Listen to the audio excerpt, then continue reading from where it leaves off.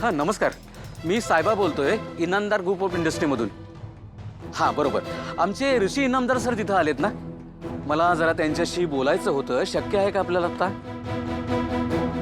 हो चालेल ना, मी वेट करतो. हां करतो. हॅलो.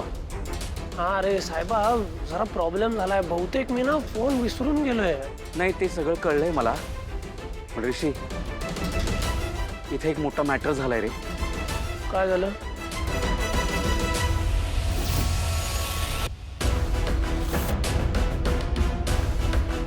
कोण येते विजेता क्लासेसवाले? हा काय मूर्खपणा लावलाय?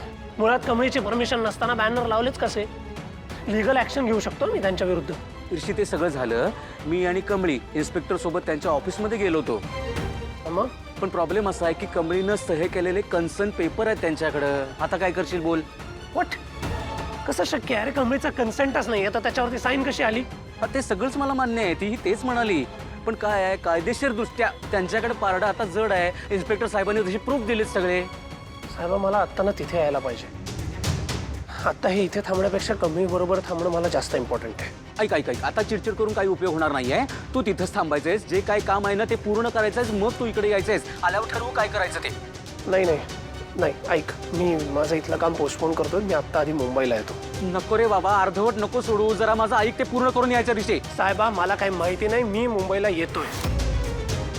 इथलं काम जे काय आत्ता करू शकतो तेवढं मी करेन, बाकीचं नंतर बघू. झालं झाली, केली गडबड.